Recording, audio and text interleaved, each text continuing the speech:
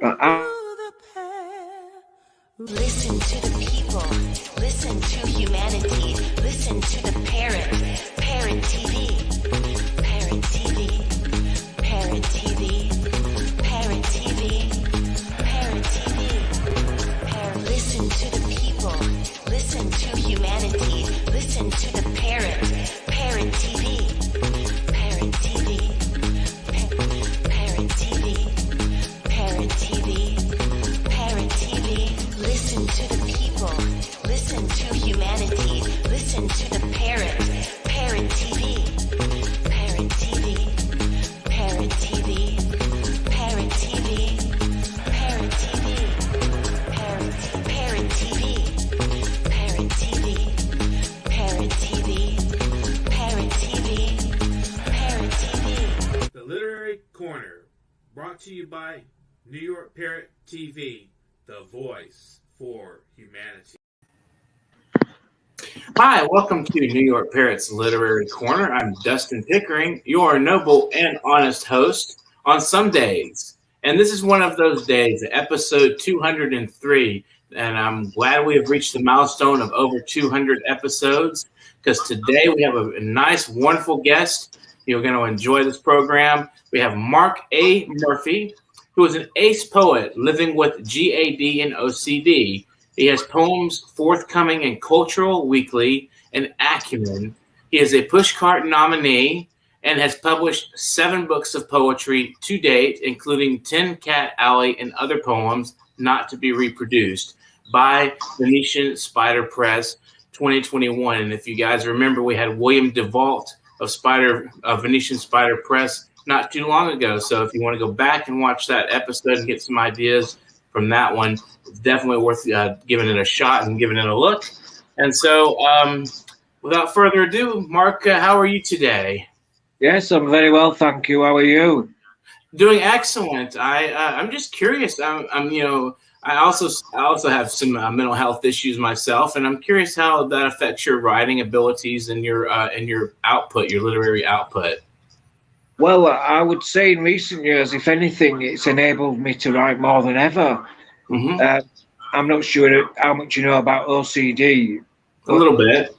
Yeah, I feel compelled to write. I always did feel compelled to write, but I think that the OCD, it's almost like a booster, like an added bonus, if you like. When there's nothing to inspire you, I feel compelled to write in any case. If I don't write, I feel depressed. Right. It happens to me too, though. It's very strange. I do feel compelled to write a lot of times, and when I can't write, for some reason I get a mental block on writing sometimes. It just doesn't come out. I don't know why. And I get kind of antsy and depressed when that happens, when I'm not able to find some sort of constructive way of managing my emotions. So it's pretty interesting. I know poets tend to have higher rates of mental health issues and including suicide at the worst, and disastrous love life sometimes, and everything in between. I actually had a professor friend of mine who taught English at Marymount Loyola in LA, and she used to tell her students, it's not worth the occupational hazards to become a poet. Don't do it. I've heard that before. There's no money in it, and certainly no fame. Right. Unless you're like Lord Byron or somebody like that. Even that, how many people have really heard of him? I mean, as far as the broader population. I was once introduced to the Mersey poets in England as Huddersfield's Lord Byron by David Morley, Professor David Morley. That was 20 years ago, though, 30 years ago even. So other than that, other than the strife of being a poet, there's also the joy of getting published and seeing your work in print. And so what are some of the literary journals that you read today? Well, I don't know if you remember, but you published me several years ago, Transcendental Zero Press. Mm-hmm. I read all kinds of things online. It's not so much particular journals, but just browsing, mm-hmm. As and when, I'm always browsing journals, the big ones, Acumen, Poetry Review and so on. But the smaller ones, maybe just the ones I submit to, you know. Mm-hmm. I tend to read the ones I submit to, which sometimes left-leaning journals, you know. Mm-hmm. Red Wedge and... Do you prefer to look for particular poets you appreciate, or do you stay in with the journals and read, just go through journals themselves, or are there poets that captivate you specifically today writing? Well, I'm an editor of my own online journal, Poetic Review, and so I get lots of submissions, you know, so I'm always reading contemporary poets, new stuff by people who send into the journal. But I've got specific poets I like, you know, Charles Simic, Yeats, Auden, Eliot, Enzensberger, Frank Bidart. I like the last Nobel laureate, Louise Gluck. Lots and lots, W.S. Merwin, Ernesto Cardinal. Mainly older poets, you know, to be honest with you. Mainly older poets. Octogenarian and nonagenarian. Ones that stood the test of time over the ones writing today. A lot of the ones writing today are, I would say, probably a good 8/10 of what's being written right now is probably, you know, the same swath of confessional social justice stuff. That I don't like confessional stuff. Yeah, I don't like a lot of it either. Very few can do it well. I mean, Sylvia Plath did a really excellent job. But I like Sylvia Plath. Yeah, some of the classical, you know, classic confessional did a really good job with it. But these guys, like today in contemporary poetry, it's a lot of, you know, I went to the store and I saw this and I did all these observations, and there's these kishy observations, really boring stuff. It's not very call it kitchen sink poetry. I can't stand it. What's that? Kitchen sink poetry. Oh yeah? Yeah. Yeah, that's what I call it. I can't stand it, man, you know. Can't either. Like, if you've got nothing to say, don't say it. Yeah, absolutely. Yeah. I mean, I don't care what you saw when you went to the store or, you know, bought a newspaper or whatever. Yeah. Exactly. Say something important. Right. How would you describe your own poetic style? Well, that's difficult to say. I mean, sometimes political, sometimes philosophical, but always left field anyway. More and more experimental as I'm getting older. Mm-hmm. Yeah, interesting. So you have a lot of philosophical content to your writing. Is there a specific philosophical approach, or do you just like exploring different ideas through poetry? Well, just being in the world, you know, our relationship to the rest of you know, humanity. Right. Interesting. So it's kind of, it has a philosophical and social edge to it. I've banished the pronouns I, me, mine out of my poetry. I only refer to we now. We, us, our. Wow, that's an interesting approach. And the new book, the new book, The Ruin of Eleanor Marx, there's not a single pronoun I in the entire book. It's all we, us, our. As if to make the reader part of the, you know, the experience, part of the text itself. That's quite fascinating. I sometimes, when I assume I write more personal style, I borrow from like existential philosophy mostly myself. So it's pretty interesting. And how long do you think it took you to arrive at the style you are at today? Well, I've been doing it now for about 5 years, writing as we. Partly down to my own, you know, mental health issues, because I don't see myself as I anymore, you know. I see myself as part of a bigger collective, you know. And so I'd say it's taken me a lifetime to arrive at this position, you know, but I have been doing it for 5 years now. Wow. So go ahead. I've been writing since I was about 16 and I'm 52, so work that out. Long time. Yeah. Right. That's a good what, 38 years, I think. Like that. So of your 7 books, do you have a particular favorite of yours that you think that just encapsulated, you know, what you want to say? Not really. I'm not happy with the 7, but this latest book, The Ruin of Eleanor Marx, I'm very happy with that. But I do quite like The Ontological Constant, which was the penultimate book, published by Moloko Print in Germany. Okay. Ralph Friel is the publisher there, the great Ralph Friel. Excellent. Do you find that when you're putting your books together, is there a specific process you go through editing wise? I try to be thematic with the books, and I try to have a beginning, middle, and end. So yes, I'm aware of beginning poems, opening poems, and then end poems, for example. How to close the book out, and so on. So it follows. You put it together in a sense that it will have cohesion. It's not just random. It's not eclectic, no. Yeah. It's partly to do with my OCD. It's got to be like linear. Mm-hmm. Right. So there has to be some sort of cohesion to your in your works for you to be. Do you find that each book, when you write the book and you publish it, you're really pleased with it, and then over time you're like kind of discontented and you want to improve on it in the next book? And I think artists are like that. We're really almost irascible about our work sometimes. It seems like we're just never content with. Yes. At first, it's like, wow, it's like a child. It's like a magical being, and then it's like, oh gosh, all the faults. You find all the faults in it after that.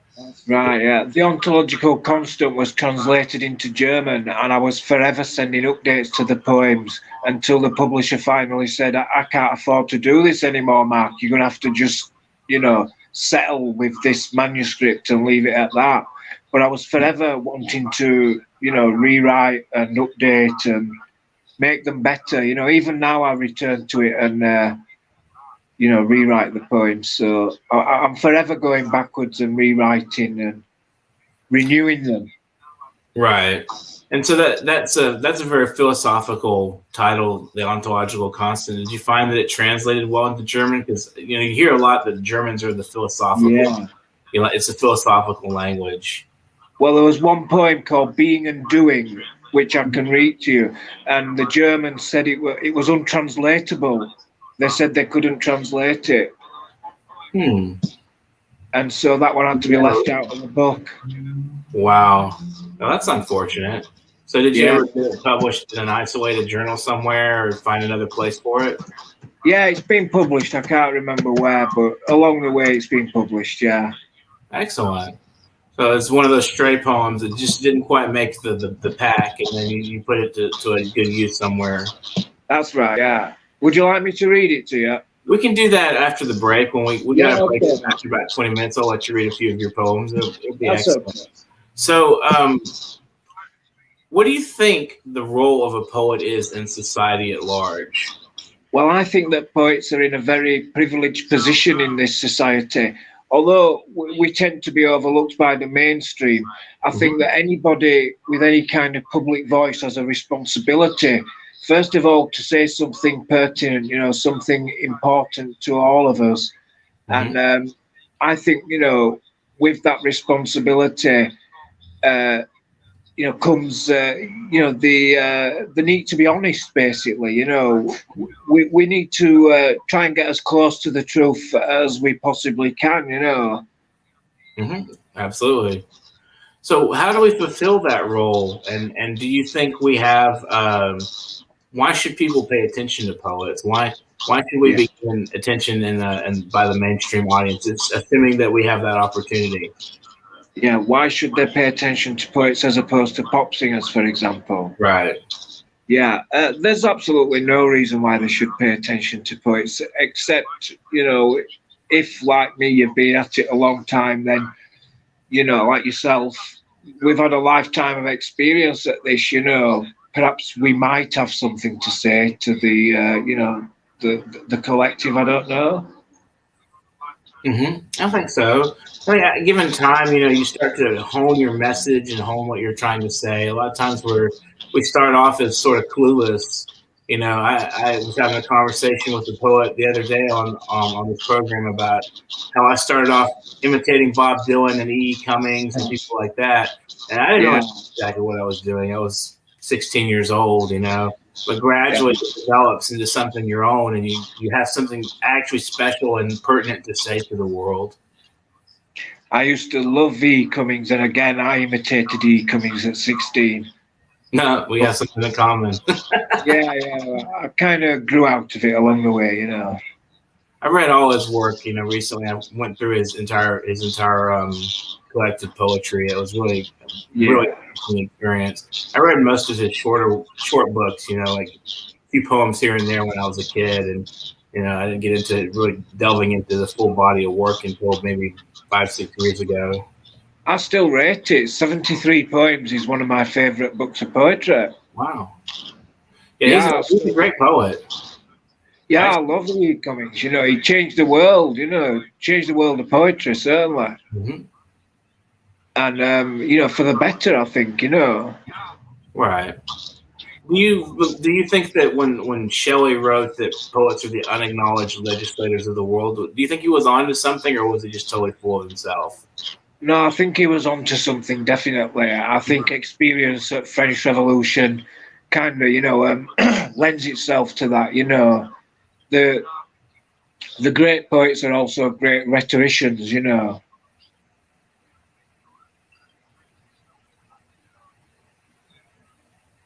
I feel there's a great romance with poetry, and especially with what I would call revolutionary poetry.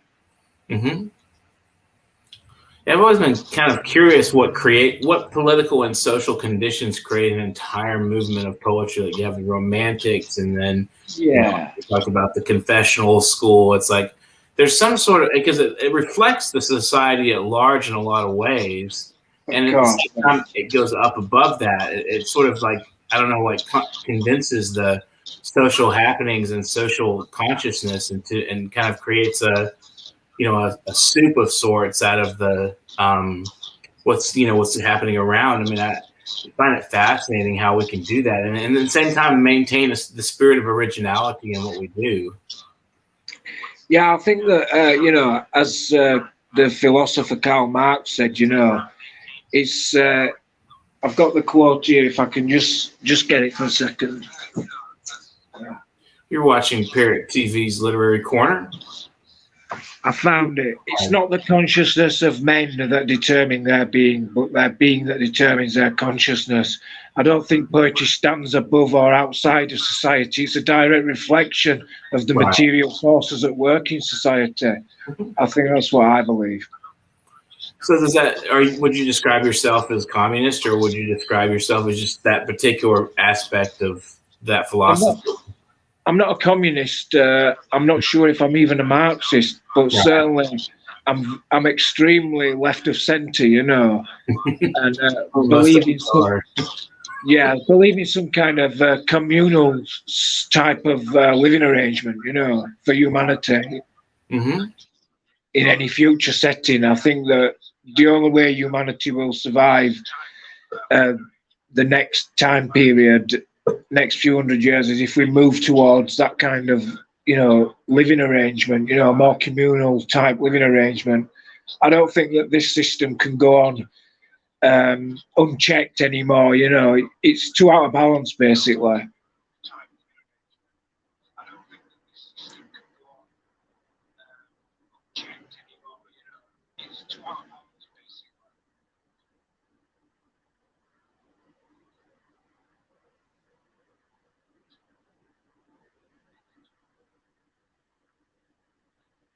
Seem to have lost the volume.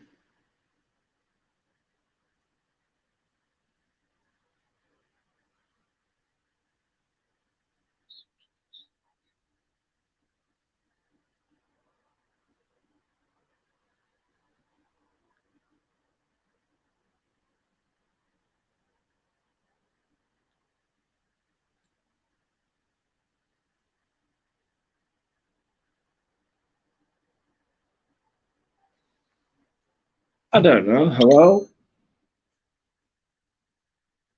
Oh, we got booted off. Yeah. I wonder why. Is there anything to reconnect it? I don't think so. Hello, Dustin.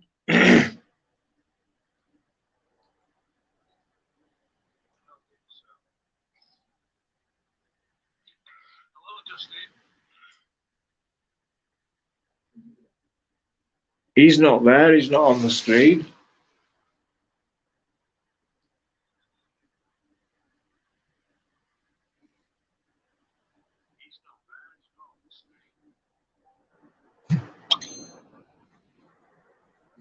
It says the producer must be having trouble. Bollocks.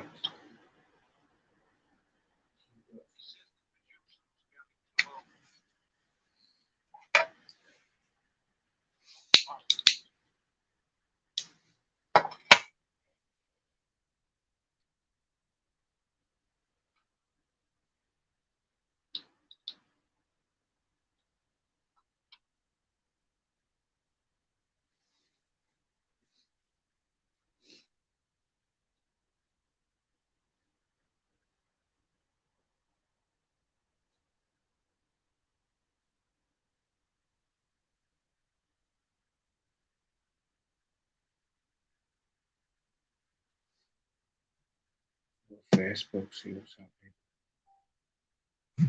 Oh, it's live on Facebook. Yeah. Okay, I am back. Sorry about that, guys. I was I was expelled from the community for a second there, and just had to get me back in and started going here. So I apologize for the rough treatment of myself. I don't know what happened. It must have been a glitch in the program or something. But was the mention of communism? Communism, yes. Rick Christensen says poetry reflects experience like all writing. Thank you, Rick, for your comments. That's actually wonderful. We were just talking about that, and I think that's an expressive comment. I'm 64 and still finding my poetic voice every day. That's what Chris could have said. Yeah, me too. I always shift around and find different things to write about and different approaches. So it's really fun. So how would you describe your evolution as a poet? Has it, in what directions have you taken then? And were they conscious directions or were they more just following suit? No, I've always been an outsider. I joined the socialist movement when I was 13, and then I joined the Trotskyist left at 15, and was a member of the socialist movement in Britain up until about 2006. And then I parted company with the Socialist Party. Personal differences with the leadership. Right.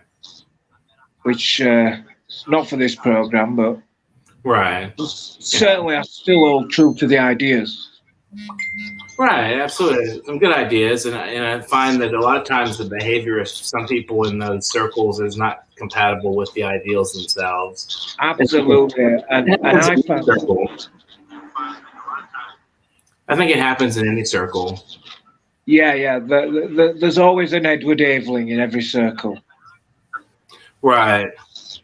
But going back to the poetry and how we're talking about the poets, the unacknowledged legislators of the world, and our duty to be honest and present a truth, and how it reflects the reality back to the reality as a kind of mirror to society. How do you think that we do that? As it's a very strange conundrum for me to think about how you can both reflect back and be a reflection of that thing yourself. Absolutely. It's a dialectical relationship, isn't it? One informs the other. Right. It's very interesting how that happens. Yeah, I think that, it's like the movement of history.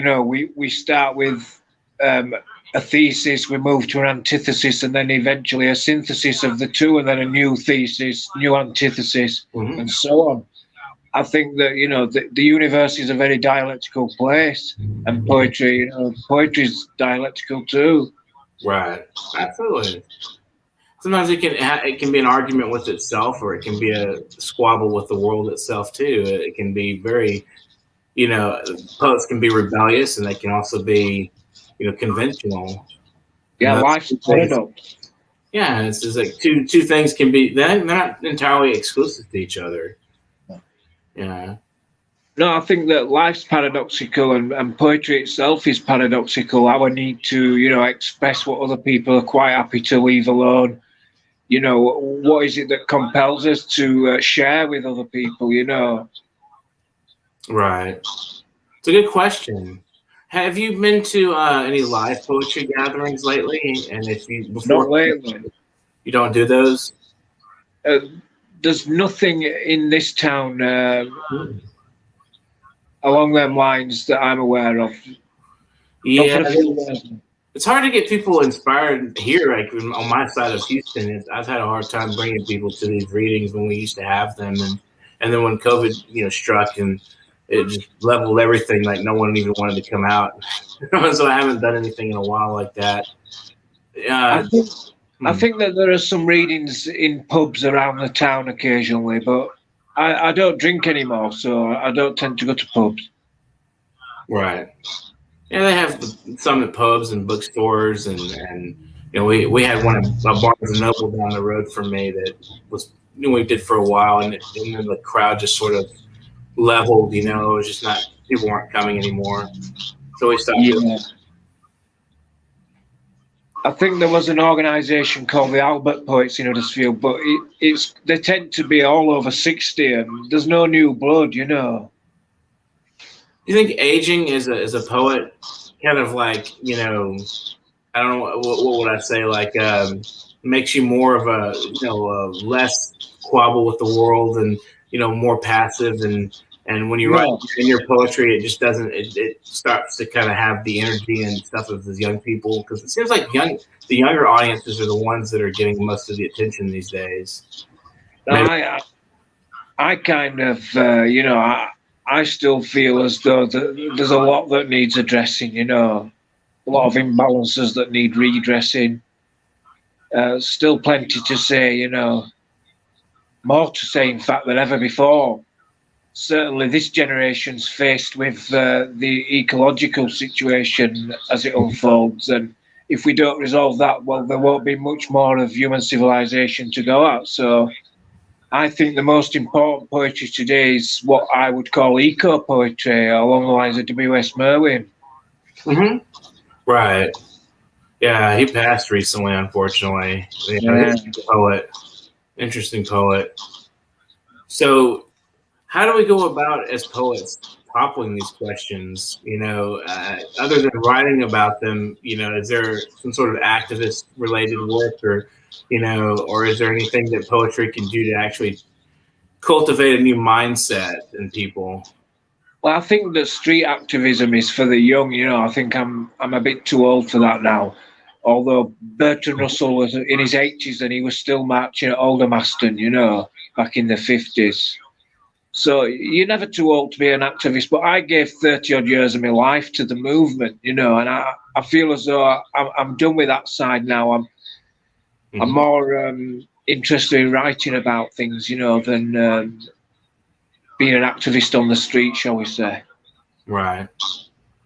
I think we can take a brief break and come back with some of your own writing and discuss it a little bit. So we'll be right back after this brief break. You're watching Parrot Literary Corner.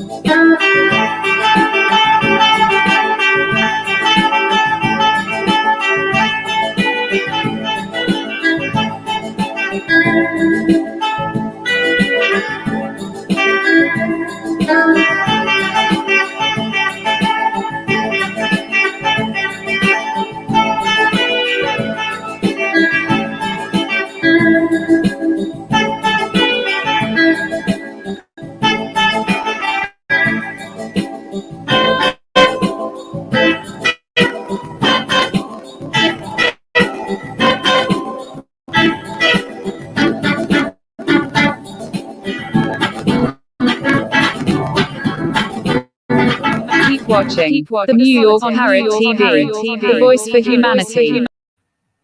And we're back to New York Parrot's Literary Corner. I hope you enjoyed that music from Sanka Sen, and sit back and have a nice glass of tequila and get dancing there with that.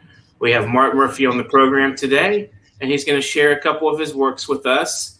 So, Mark, feel free to read us a couple of your poems, and we'll talk about them. Well, this one kind of sums up my philosophical worldview. It's called Being and Doing. Excellent. What are to do over to be or to do? To be is to do, says Kant. To do is to be, says Nietzsche. To be sure, we cannot not be any more than we cannot not do, both truths being told simultaneously. You might find then there is nothing much to do, but do, to be continued. It's very playful but serious at the same time. Well, that was the one they couldn't translate into German. Right. I can see why they would have a hard time. Yeah. Would you like to share another one with us? Yeah, I'll read something from the present collection, which I'm still working on, The Ruin of Eleanor Marx. Okay. And it's called Chasing Akhmatova. And it's ostensibly about Anna Akhmatova, but really it's about Eleanor Marx and romance and so on, relationships and what have you. But it's also a little bit about Russian history and a little bit about Akhmatova's own history. There's all sorts thrown in there, you know. Chasing Akhmatova. Shadow play and stellar separation finger our cut of the sky. Disentangle the secret text between Perseus and Cassiopeia. Too late to dismiss the dusk that divides the morning constellations. Brush aside the immense sigh of the Gulag. We wait for Anna of all the Russias through veils of gas and dust. Dismiss the centuries that relegate us before bureaucrat and Yezhovshinka. We are the survivors of Kolmia, Baltic and Volga, sentenced to the observatory for Ghost Nebula, where stars expire and love is just another word for torrents of radiation, dissipating all we hold dear. I especially love those last lines. Love the one about love being a torrents of radiation, dissipating all we hold dear. Yeah. Well, beautiful, and then very scientifically, the language of science being, compelled there. Yeah, I tend to do that quite a lot, actually. Well, that's part of the modern consciousness. It's definitely, present in the world and the way we think. And, we live in a very materialistic age, when, materialistic with a capital M, philosophical materialism, I think. There's not as much of the spiritual and the mystical traditions as alive, consciously speaking, I think. But it's quite interesting to convert all of these energies out there into into a language trick of sorts. Yeah, I feel that poetry is largely a language game in any case, Absolutely. What societal pressures do you think could possibly make poetry more pertinent than maybe other societal pressures? Well, I think that there should be more focus on reading, more focus on the literary tradition. We're too interested in sport and, reality TV. There should be more emphasis on, the arts, I think, in general. When I was growing up in the 70s, we used to have people like Gore Vidal on television, Bertrand Russell, poets, philosophers, scientists, people like Professor Branovsky from The Ascent of Man. I don't know if you remember that program. And now there just doesn't seem to be anything like that. There's nothing for the youth to really hold on to anymore. They've just got, Made in Chelsea and other reality TV, Love Island and things like that. I'm not sure that entertainment. Yeah, cheap entertainment. Yeah, easy production, and people seem to eat it up. I'm not sure why either. I don't know if it's maybe the people are not as much interested in these kinds of things anymore. If there's the public wants what the public gets. Yeah, right. Yeah, that's true. That's another one of those dialectical paradoxes of sorts, you know? Yeah. Yeah. It's a very confusing world we live in. We've become very shallow, and the world is getting darker, it seems. It's like, as T.S. Eliot, you know, he famously wrote that the world does not end with a bang, but with a whimper. Well, yes, I think that's how the universe ends, isn't it? When the last stars die out. Absolutely. Very cosmological. Does cosmology play into your work at all as well? It does, yes. I'm very interested in cosmology. And Hans Alfven, a Swedish cosmologist from 1960s, I'm very much influenced by his work. Mm-hmm. He talks about the Big Bang not really ever having happened. He says that the universe is forever evolving, you know, and perhaps there's been a series of Big Bangs and it just keeps starting over and then dissipating and starting over again. And in lots of different dimensions and multiverses, you know, not just one universe. Are you familiar with Roger Penrose? He was an astronomer, wasn't he, and a philosopher. I don't know his work at all, but I've heard the name. Cyclical universe, sort of a similar thing you're talking about. And the Big Bang was, you know, that's sort of a traditional view. The Big Bang was the initial impact, you know, but then it was like, you know, he goes into the idea that there was multiple Big Bangs, and it just sort of, you know, what they call the Big Bounce, and these other ideas where the universe plays itself out for so long, and then it happens all over again. In terms of time, the human time scales are not even a blink of an eye in a cosmological sense, you know. Mm-hmm. We're here for a very, very small amount of time, you know, the human experience, you know. I'm really into Nietzsche's eternal recurrence. That strikes me as a really interesting concept in regards to cosmology. It's a fascinating, you know, thought experiment. And I think it very much applies to, you know, cosmology as well. I agree with you. Yeah, I would go along with that, definitely. Yeah, it's very fascinating stuff. The whole question of what is existence and how does it work, you know, it's just something that's, you know, can get a brain going forever. You know, it's because we don't have the answer really. We weren't here at the beginning. If there was no answers. Yeah. So what kind of final message would you leave our viewers with? Only one of optimism, really, you know, that there should be more love in the world, basically. We should all learn to love each other and get along a bit better, you know, if we're to continue on this plane for any length of time. Excellent. It's a great message. Would you like to say thank you or give some shout outs to people while you're on the program? Well, I'd like to say thank you to you first, Dustin, for having me on. I've been a bit nervous tonight, as you can probably tell. It happens. Being live broadcast can definitely be cause for nervousness. Yeah. So I'm sorry about that. Quite all right. You did great. It's a wonderful program. But, I would just like to thank everybody for really tuning in, whoever's tuned in, you know, if anybody's tuned in. Thank you. And, you know, give a shout out to future generations. Rick Christensen says, thank you, Mark. Okay, thank you. It's wonderful. It's been great to talk with you. I think we had a really fascinating discussion about how poetry is a form of knowledge, really is what we kind of came down to, and how we explore the world and explores us in a way through poetry and through writing and language. Quite an interesting thought. So thanks for talking with us again, Mark. It's been really pleasant. Yes, thank you, Dustin. Quite welcome. This has been the New York Parrot Literary Corner. I'm Dustin Pickering, and we talked with Mark Murphy today. I hope you enjoyed the programming. If you'd like to donate and help us improve production quality as well as other things we need for the program, you can do that through PayPal at paypal.me/nyparrot. See the banner down there? It's right there, very inviting. It's blue. It's light blue color, very inviting, like the sky. You know, just go ahead and, you know, use that PayPal button and send us some money if you have any extra. We'd love to, and we'll thank you very much, and we'll give you a good clap on the back.